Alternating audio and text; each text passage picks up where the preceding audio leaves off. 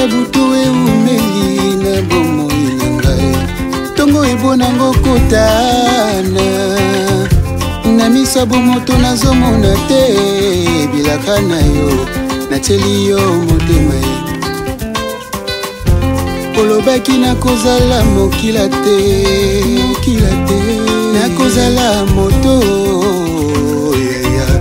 aussi longtemps nafandi na makolo na yo liziba na bomo nakokauka te yango ngai natie elike na nga na masiya mwana na nzambe oza moto te to mwana na moto soki olobi lelo soki moke na onage na ba 1000 personnes maintenant ça culte sa personnalité. Pourquoi un parent na kati ya ndako soki babeti mwana ata na balabala kokendo bunda te fo otunati Mama Betty, moi na bisengo gogolie te papa abandai kosi mama ya terrasse yo posa parente ata mwana na yo te so moni na balabala ko corger mo bete po boma yete bana nzambe bati ko sesa biso makambu c'est quoi ça li marche pasteur ozate on a ozandengeni tant c'est quoi ça li marche consulter ngai non mama ba marche nyonso eboutir na elo côté na silence na kimia na losambo na yo na yanga nzamba pia Congo kimia. Amen. Merci beaucoup. En tout cas, c'est bien répondu. J'ose croire que Banana Nzambe va fidèle Nyos, besoin d'un de partout. John Loubi l'exceptionnel depuis les États-Unis, nous comprendre très bien. Hein? Donc la joie Mado Pichu na nakata France, voyant Jérémie à lobby na silence na calme Nzamba kokota makambwa Congo et kozala sauvé. Merci beaucoup en tout cas. Mais voyons Jérémie, bande ko besoin d'un de partout.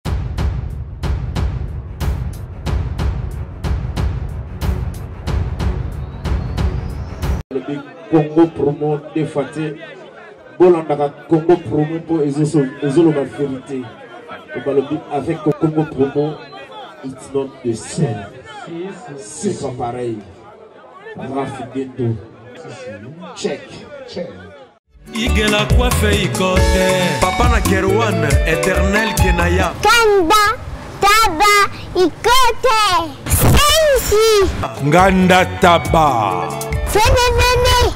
Nganda Taba chez Hugues la coiffe Ikote Papa na Kerwan éternel Kenaya au 174 avenue Aristide Briand 93 320 les pavillons sous bois. À la petite porte à gauche association Hugues Ikote.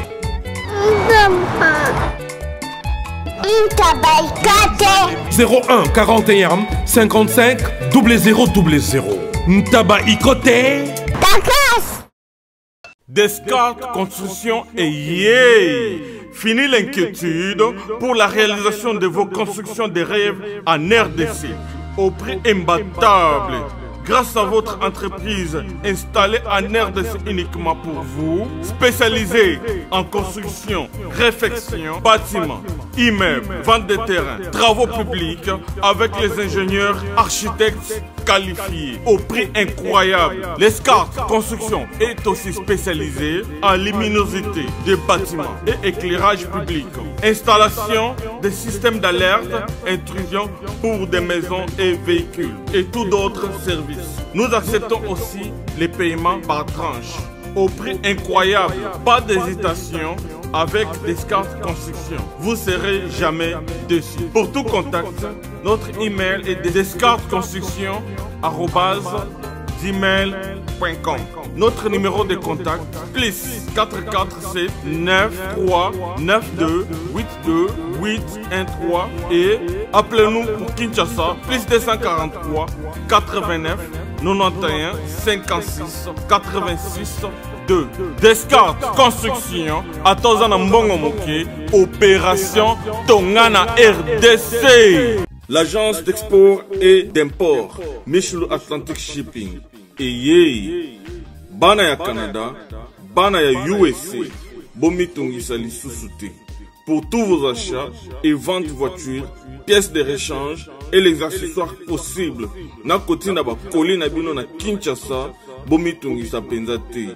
Please, bakoya koza koli tinanda.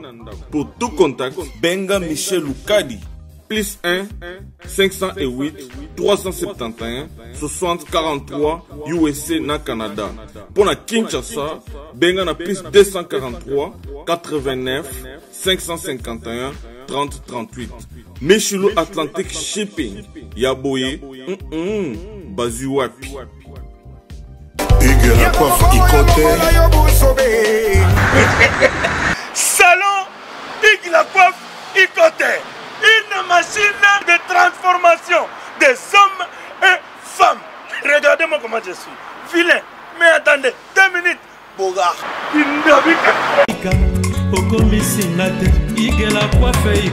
Hugues la coiffe Icoté. Votre salon de coiffure mixte afro-européen situé sur la Nationale 3 au 174 avenue Aristide Briand, les pavillons sous bois. Pour plus de précisions, veuillez nous contacter au 01 41 55 00 00 ou encore sur notre site hugueslacoiffeicoté.com. Nous sommes ouverts tous les jours de 8h à 20h, même les jours fériés. Hugues la coiffe Icoté, l'homme qui coiffe la ville. Hugues la coiffe Icoté, le salon de coiffure mixte afro-européenne de proximité. Au 174 avenue Aristide Briand, les pavillons sous bois sur la Nationale 3. Un seul numéro, 01 41 55 00 00.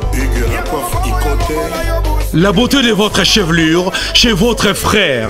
Hugues la coiffe Icoté, même père, même mère.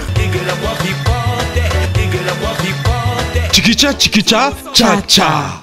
La beauté peut tout changer. Salon Hugues la coiffe Icoté. Quelle beauté! Sexy pour les femmes, dindindi pour les hommes. Chaque chose a son temps et maintenant c'est le temps de l'émission News des Kin avec moi Betty Masengu sur Congo Promo Télévision. Merci déjà mesdames, demoiselles et messieurs, bien-aimés dans le Seigneur. Partout vous êtes, partout vous nous suivez, je vous souhaite bienvenue dans ces nouveaux numéros de votre émission préférée News des Kin. Merci à Jean Bilongo pour les images. Merci beaucoup à Papa Dave Moubama et super salutations à vous.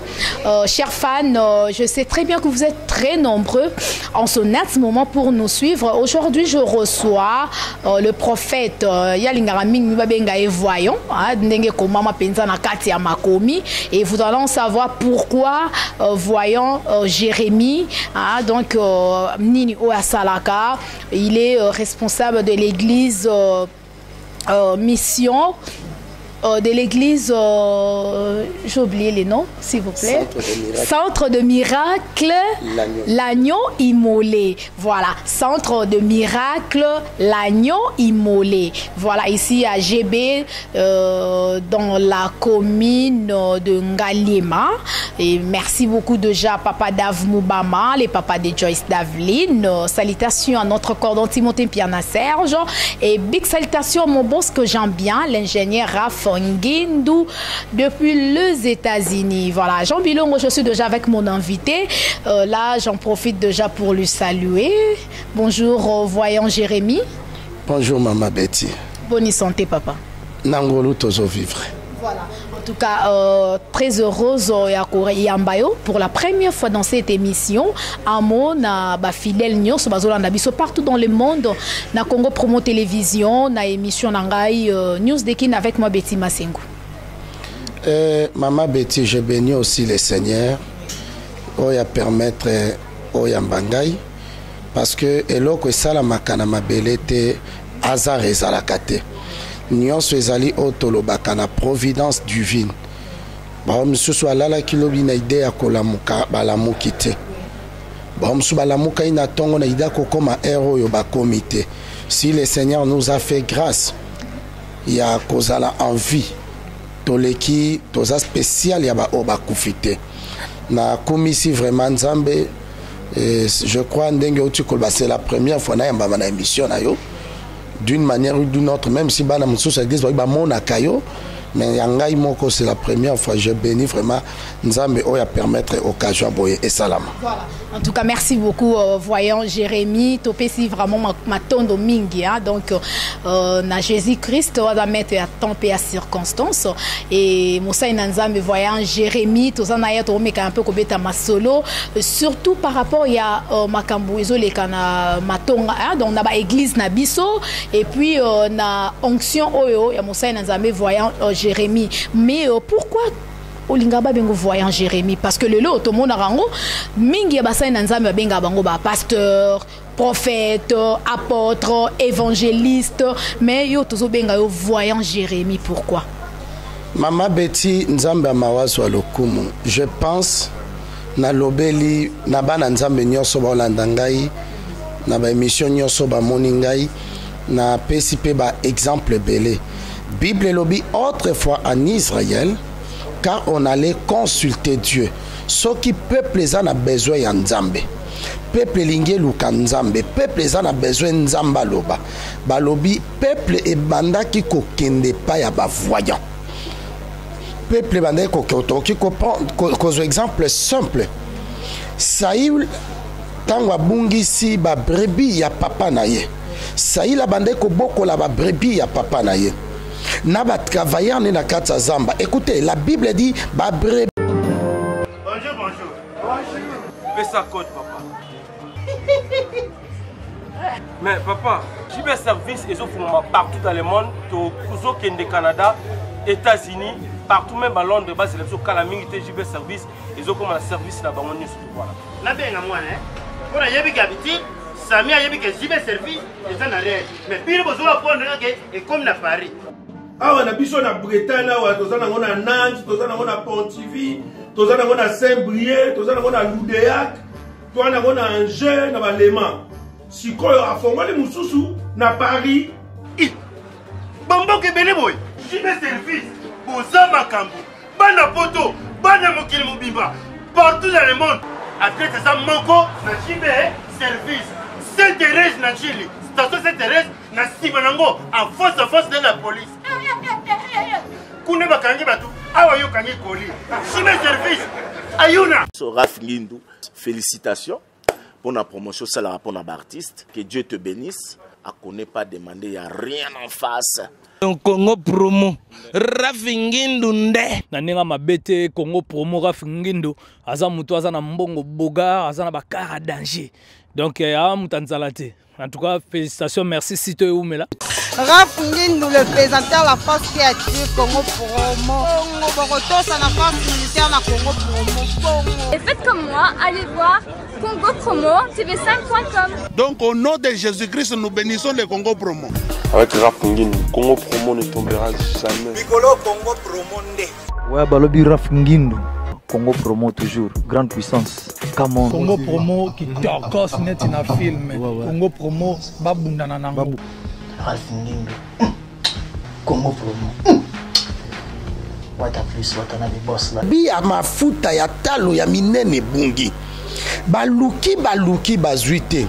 Saïl a ebisi ba serviteur na tokende wapi. Où nous allons? Parce que biloko motuye se bungi. Il y a aussi des gens au Bazolanda Biso. Il y a beaucoup des enfants de Dieu. Oh yesi ba perdre biloko motuya na vie na bango. À cause yamba yamba, oh la Bible lobi, mon peuple périt faute de connaissances. Oh yambi mutu, net yo yambi nga na émission boye, na sali na yo émission, mais lobi na combien ennemi na yo. Lobi ana na sambwisi yo, lobi ana na luki kako sambwate, même ici vi na yo kota na nini, na sena mabele. Ba lobi saili tangwa luki azuite. Ba serviteur na ba ebisier, to yebi na mboko es en face, il y a un voyant. Si nous pouvons aller, Samuel il était voyant. Babenga qui est prophète Babi, il y a un voyant. Comme moi, na mboka ya Congo, na bana nzambi nyos bazolanda ngai, il y a des pasteurs loin de Dieu, il y a des évangélistes, il y a des apôtres. Mais bazo reconnaître que Muto Yambi c'est un voyant. To sali expérience à voyance na biso, na monde pe di banda ya mboka. Merci maman. En tout cas, c'est bien répondu, voyant Jérémy. Merci beaucoup. Je pense bien Bandegwazo comprendre très bien. Mais les lots, tant au monde à Moutou, bien mon sein n'ensemble, bien voyant, voyant au pays. Et ça là qui à l'époque, oh les lots, on se bat côté ça là, quand ça va église, ça sonne banda au bomba mawanate, voyant ça qui tant au bas Mickey, en talent l'isapino. Yo za mutambongo yo za la mutuboye yo za la mutuboye yo za la mutuboye bango na toyebaka bango à l'époque bazaka ba voyant mais na ndenge ya molili na ndenge ya mabe ya bakisi lelo bango yo so bakoma na kata ba église je sais pas point de vue no kokoza la nini voyant Jérémy Mama Betty na koki kozala contre biloko wana pe nazalaka contre. Vous croyez que na mboka oyo ba pasteur nyonso bazaka bato bakisi nzamba na batute. Mama Betty, tangu yo bandi musala oyo, oza bakisi combien? Combien banganga yo consulté? C'est que na mboka oyo, Mama Betty, na ebisaka bana nzambe babima na kata fitilité.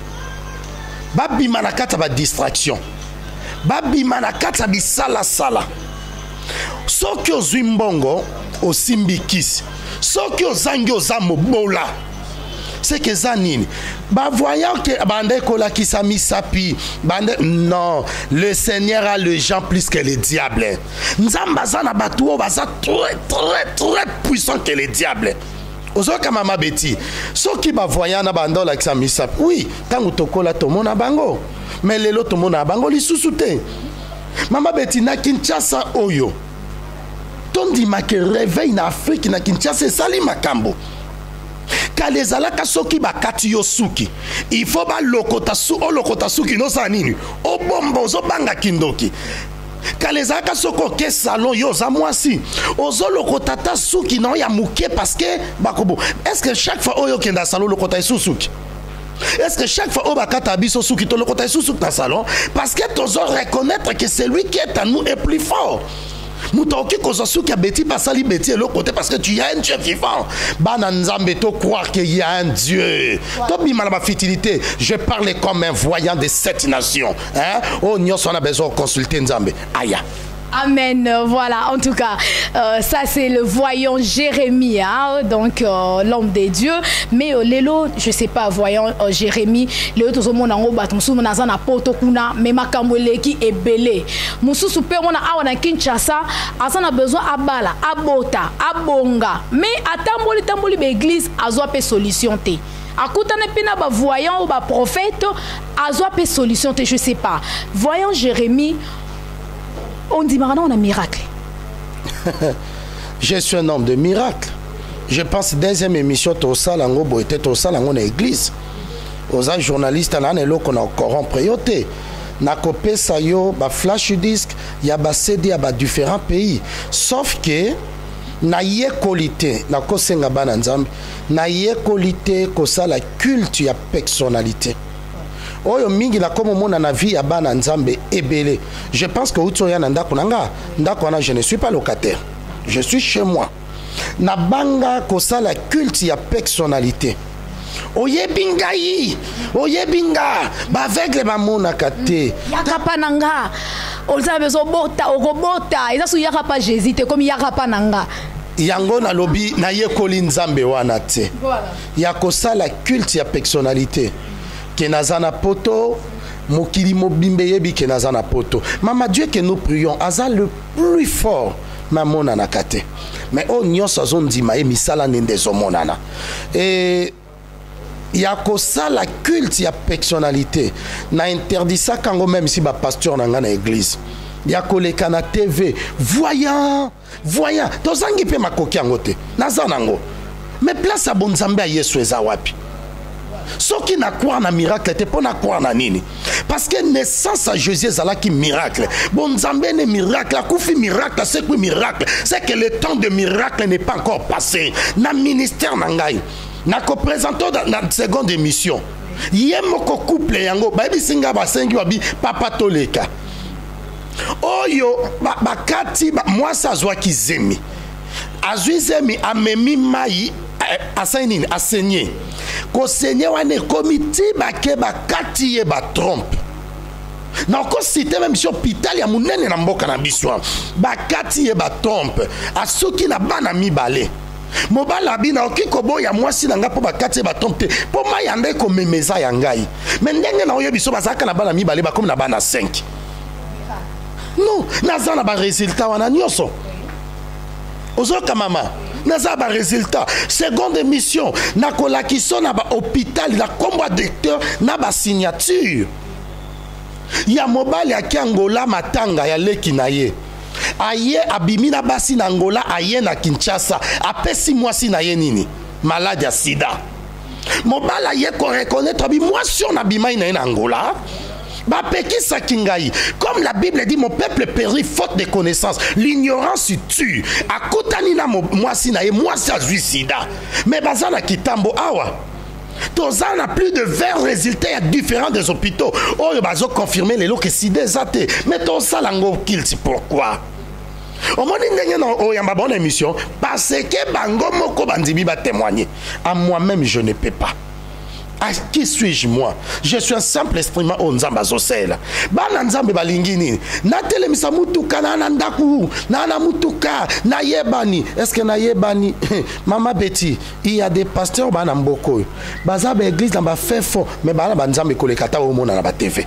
Tout à fait. Au plus pas il y a ba pasteur auto le kana TV to la kisa. Ce sont des intimidations. Ba trafic. Mais qu'on a zoé bisabana nzambe balembate. Il y a encore plus de 7000 prophètes Elie à l'Obinin. Abi Seigneur nakimi. Parce que ma prophète union soit Israël bagumba meli Jézabel. En Israël, il n'y a aucun prophète. Je suis laissé un seul prophète. Il y a encore plus de 7000. Oh non, bagumba meli a balité.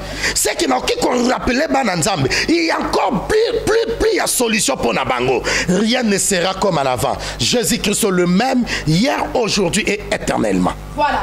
En tout cas, merci beaucoup, voyons Jérémie. Donc, même comme église est un centre de miracles. Donc là-bas, il n'y a que de miracles. Parce que le temps de miracle n'est pas encore passé. Voyons Jérémie a le bien haut, très bien. Miracle sur miracle. Parce qu'en Jésus-Christ, miracle les en a. Voilà. Mais voyons Jérémie, quand on est toujours landama, na émission, comme on a bassin nanzam bébélé, voyons PA, prophète Moussousou, bazolo bapo na mboka, makamunzamba zo ebisa bango. Ce qu'on a évité you en tant que voyant. On nzamba lobaka makambo eza déjà lelo.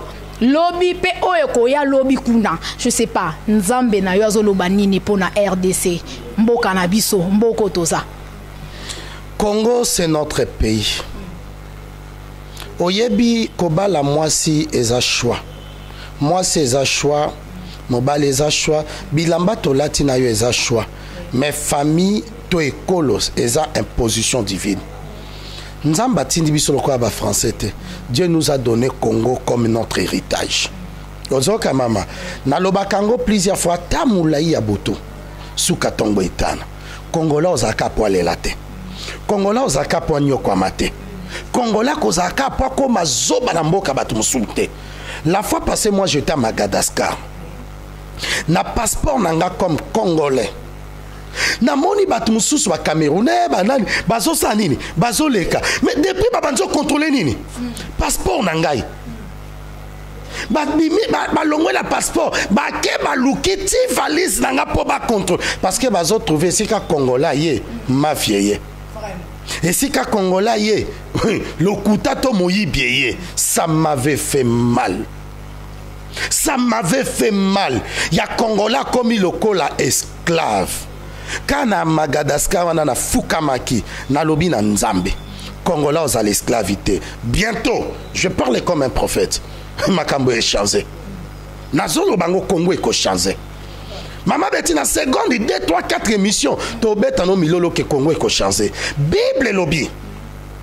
Quand les justes se multiplient, le peuple est dans la joie. Mais quand le méchant domine, le peuple pleure. Congo tozo lela parce que tozo la dirigé par des méchants. Il y a trop de méchants. Bato bazangi nzambe. Bazo se confie na basoloka. Yango mwenga pe na kokaesu bangote. Obenginge loka liboso fo soloka no ebima. Ebeba. Combien de fois toyeba ni pété maman? Olobani ba konzamboko ba ebinga te non, je t'assure que ba ebinga. moko abenganga na ndako ebisinga bi mosala nzambe toswanoka libanda na ndako te na esenga mpe na ndako na osolo te abi chaque fois oyo oyaka nazwaka problème nasengi na bana nzambe nyonso bisika toza tofinga na biso bakonzi te toboyi mpe tokritike ono balandaki émission na biso na poto babengi bandeko na bango bayolukisa biso toza bata liboso bango baboma te po eza na bato ebele bazolela na Congo bato basambelaka mingi na Congo ba église eza ebele il faut qu'on se le dise hein to voiler fasté na émission to lo ba vérité mais mboka ezobonga te où est le rôle de l'église la place même de l'église ba sali na nzambe baza wapi bozo zela ba sangisa bino lisusu comment prions pour le Congo tandis que les voyants Jérémie est là ozoloba nini na mboka Congo bana na nzambe ba espérer nini parce que il faut que se le dise que mboka na biso à la lui on voit les choses makambo ezo tambola malamu ti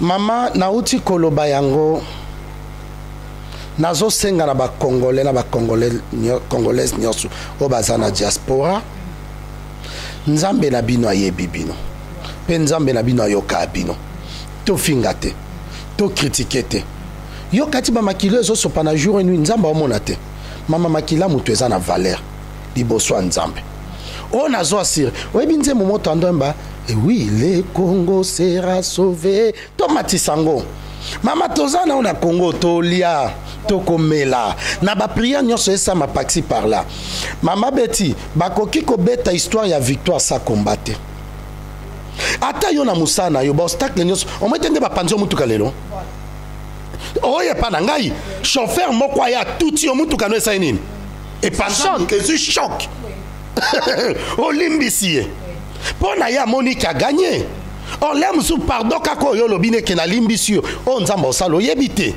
ozoka mama c'est que batu nyonso ba réalité nyonso muto okutana ngo ko bando betelo te na pesi ka exemple ya yo ozo ya poto sa l'émission ba tout yo mutu kezu choc bakasi ozoka mama soko za motema pardon te mais eroto na police te hein mais bakangi et molimbisi yo kati to limbisi nzamba otika yo incapable non en futa yo parce que pardon c'est une puissance qui libère to limbisa ba konza mboko ya biso to lembate ko sambela pona bango to lembate ko sambela pona Congo to lembate ko sambela pe pona biso basai na nzambe mabe ya basai na nzambe to koma pe corrompu surtout ça corrompu voilà. Mama ta nzamba bengi biso ba konzana bazalaka te to banda na président Mobutu lelo toza président Joseph Kabila ta nzamba bengi ba passer na mususu il y avait pas misusu pourquoi toza corrompu to nanini mais sauf que bana nzambe mingi pe bazolinga basalisa kabiso makambo na obligation netinga la fois passé bato poto abenga papa na marche à 50 moni yote non soyons un peu sérieux soyons un peu sérieux soyons un peu sérieux moi je ne suis pas de l'église catholique je suis pasteur représentant légal maman yo mon église langa j'ai une grande église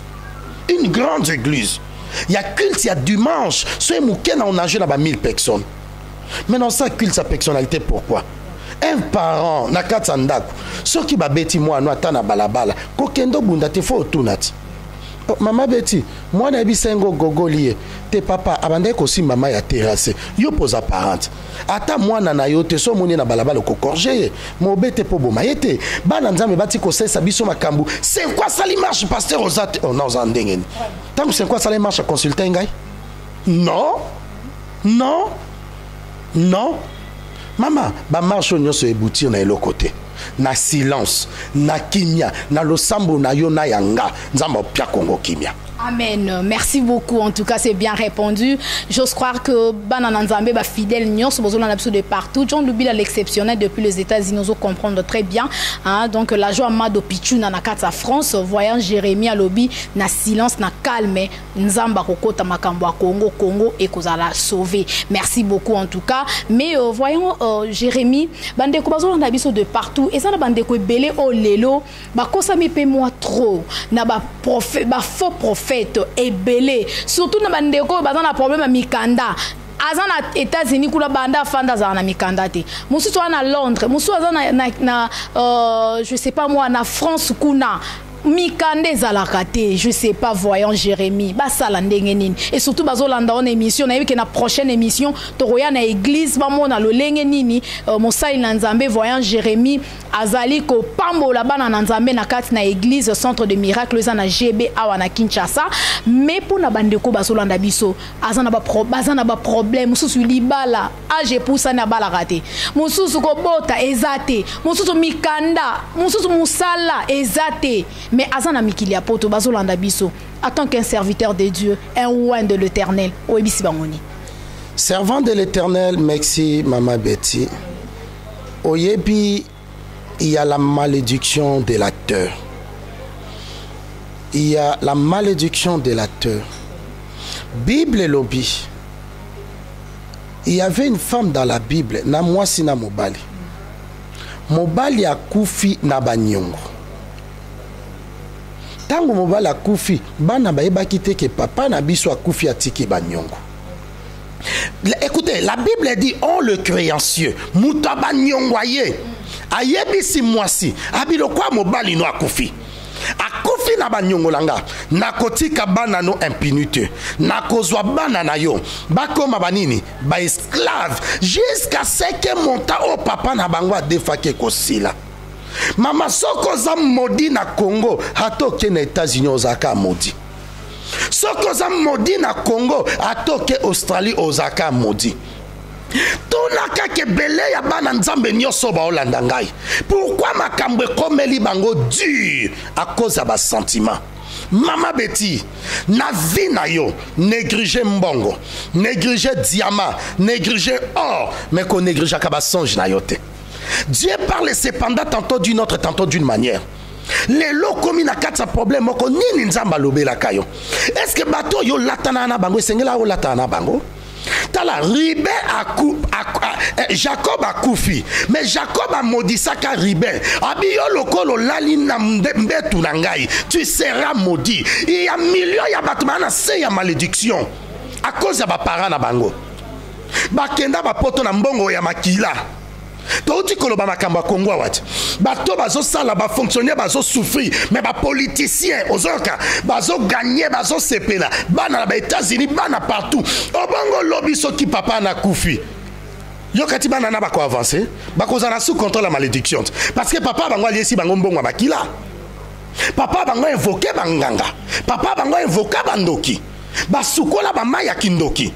Maman, il y a des gens au bazo landangai, ba consulter ba marabout pour na ba chance. Ba parents na bango ba kotsa ba nanda kwa bonganga. Les lotango zui conscience papa et si akufa, mais cherche toi un voyant. O ya orienté yo là et délivrance na yo ezali.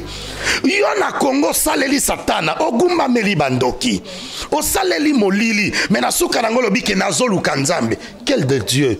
Mais Bible lobby, c'est lui qui est en Christ et devenir nouvelle créature. Okoki ko lakela mabe na nzela papa na yo, na nzela mama na yo, mais un prophète peut ôter la malédiction. O nyonso azo croire que aobotate, ayebite suksi nango. Na hôpital ba mona eloko te. O zwa problème moko, oyebaka sens na yango te, mais il y a des voyants. Maman na Cameroun na kutani na mwasi moko. Na tei na église moko songolo abisinga papa naza na songe moko abi na lali na loti na se retrouver nu. Suis-moi.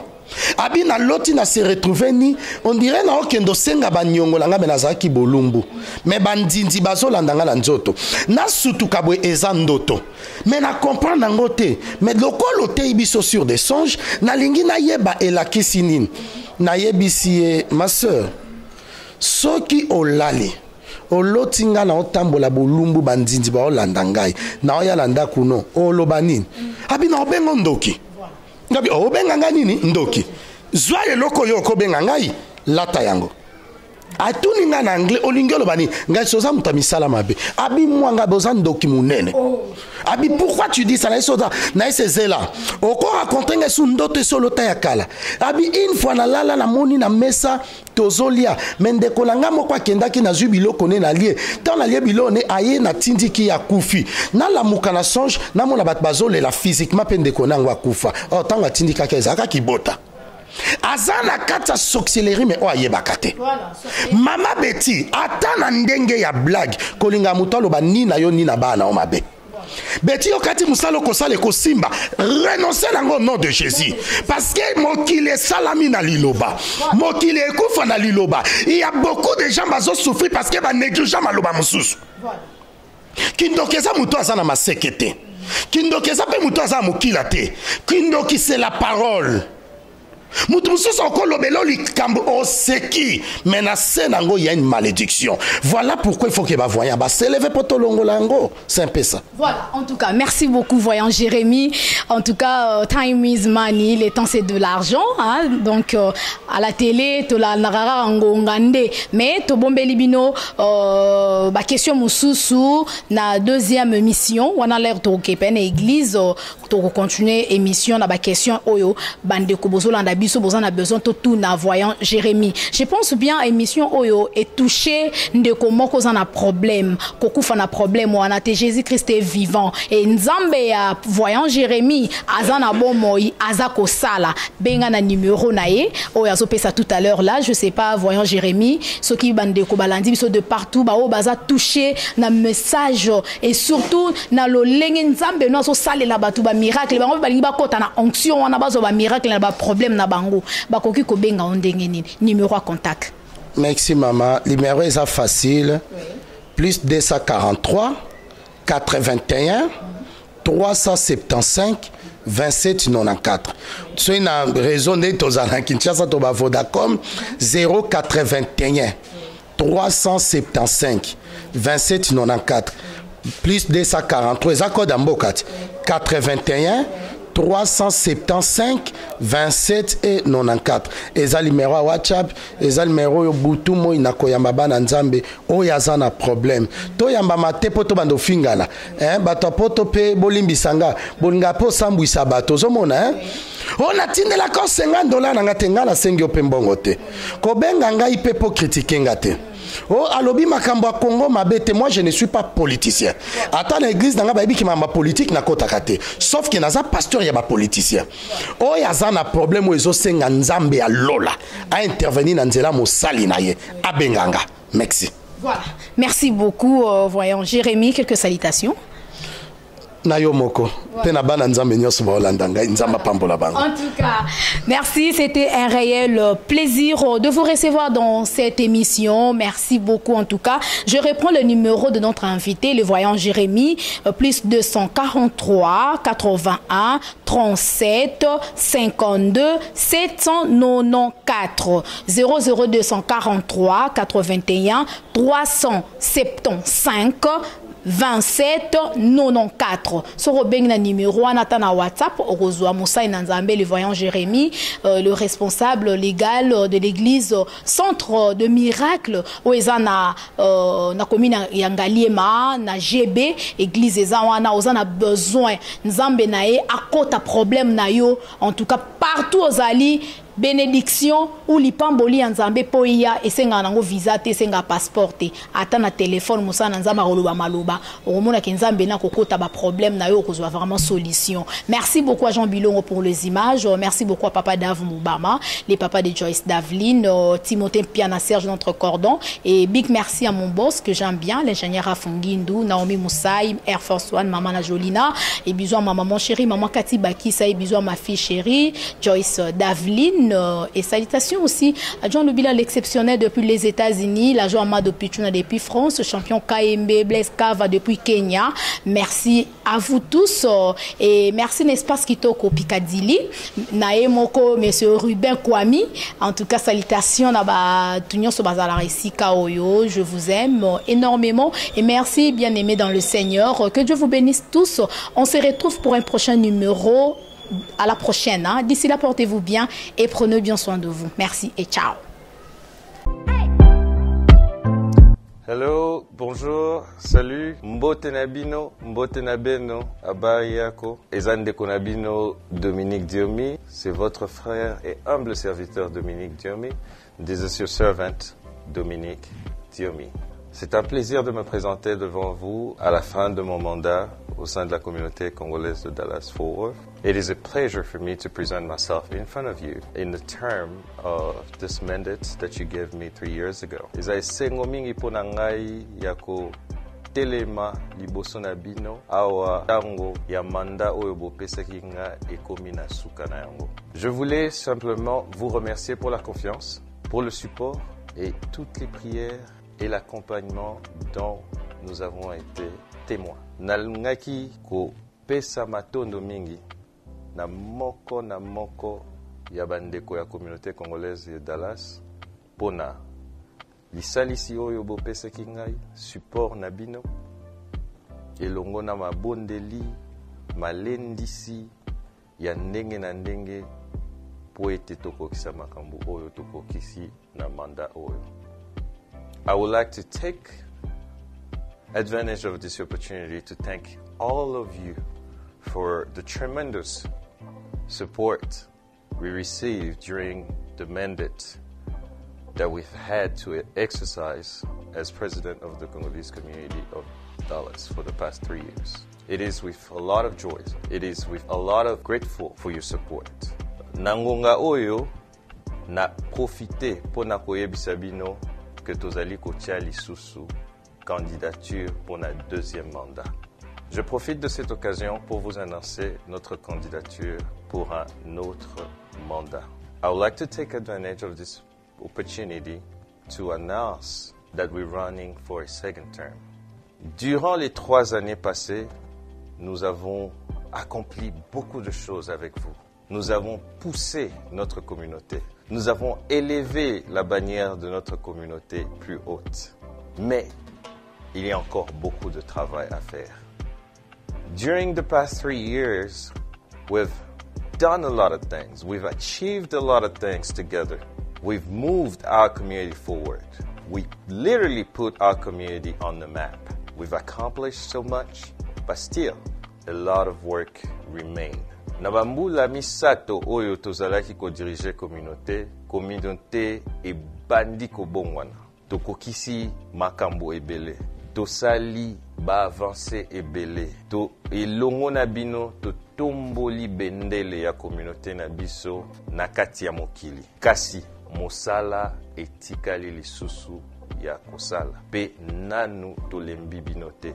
Lokola nzoko alembaka mino na yete tozali na elongo na bino po ete to continuer kotindika communauté na biso ekende liboso. Alors, nous venons par la présente solliciter encore votre support, votre contribution pour que nous puissions faire de la communauté congolaise de Dallas-Fort Worth la meilleure communauté congolaise dans le monde. Ceci est un processus, certes, mais avec votre aide, nous pouvons le faire. Je voudrais, par la présente, demander à chacun de personnes qui apprécient ce que nous avons fait et qui croient que nous avons encore le potentiel de faire plus, de s'enregistrer, d'être prêt pour venir voter. Baiba sepelaki na maye na baide na makambo nyonso tokokaki kosala oyo bakanisi ke soki bapesi biso manda mosusu tokosala lisusu ya minene bakoka bongo ko supporter biso bakoka ko belema po ete bakoka bongo ko voter na maponami o ezali koya ndeko na bino Dominique Diomi. I would like to ask each and every one of you who appreciated the work that we've done in the community, who have thought that the work that was done was on its way to changing our community, to pushing our community forward, to please associate yourself with us again, support what we're planning on doing. If you believe that we have the potential to achieve even more together, I beg you, I ask you of not staying still, but coming and voting us once more to the position of president of the Congolese community, and together we'll achieve even more. Eindi eza ya kuyinda nakoloba te lisanga ya banganga lisanga ya bana nzambe selola toujours pechanga exil moi lilobeke sanga bien babi bana Dallas tozo ya Congo lunda wa babi tolo ba mingi te poto tozo ya ne musala wa équipe eza costume ba musu bomoni bango to bomona bango babi tozo ko sepesa bino boloba ke bolela ki bozela ki biso mingi tozo ya vraiment cette fois-ci jamais quoi tozo ya bana ba le 5 août bana août nde ba 5 siba ga mbo eza ko yinda toya dinana okoloba te. Ah oui, événement eza ya biso bana na bana Dallas. Je veux dire tous fêter ensemble na bino. Ah oui. Bana Dallas bosomba ba billet état nyonso ya Amérique bosomba ba billet. Spectacle ya show et puis tozo ya po ba remettre biso ba trophée na biso o tozo mériter. Voilà. Donc nazo bengisa bino nyonso bosomba ba billet partout bisika nyonso bozali Congo Good Award nulle part ailleurs. Aya et pas. Clément c'est chaud. Clément chaud. Moi c'est Ambinga, hein? Mouidou pété. Alors Tozana Basara, Tozana Junior, Congozo Junior.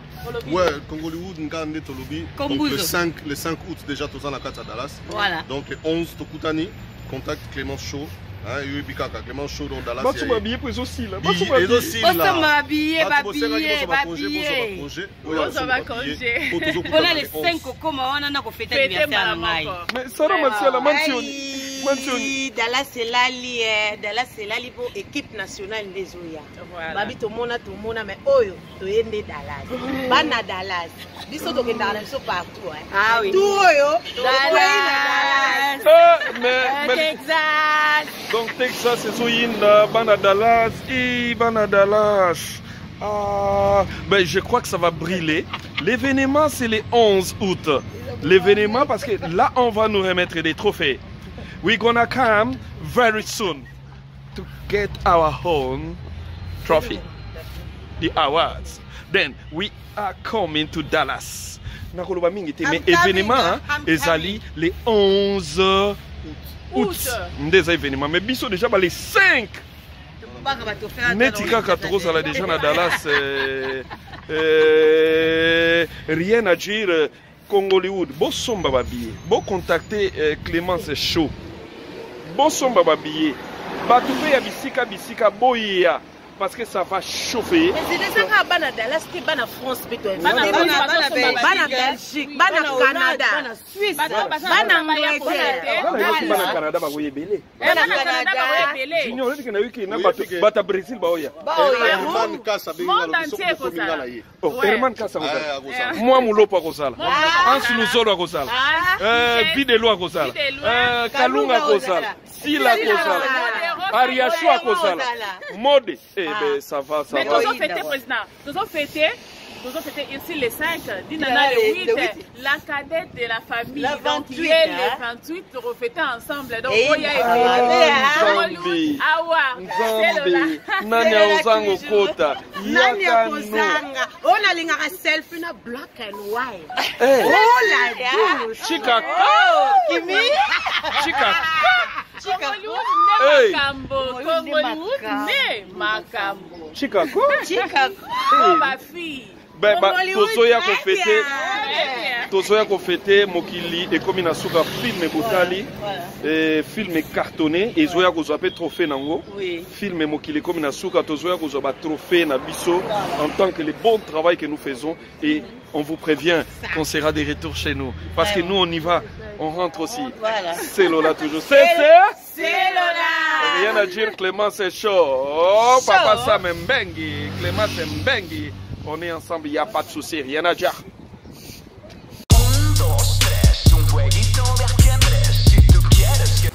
Bonjour à tous, vous êtes sur Congo Promo.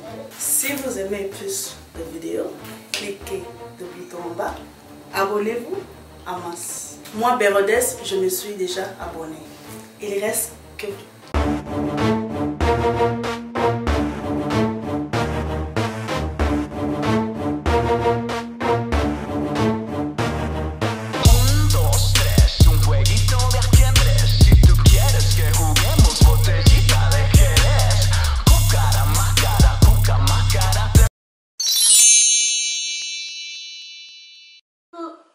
Coucou, c'est Nathalie Makoma, promo sur CPLA TV.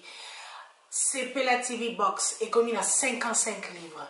Et encore plus, 10 jours gratuits. Et encore 15 livres par mois. Abonnement à CPLA TV. Oh mon Dieu. En profitez. Boya, parce que promotion, et Zaline coupé la moto. CPLA TV. Wow. It's the best. Nathalie Makoma, à bientôt.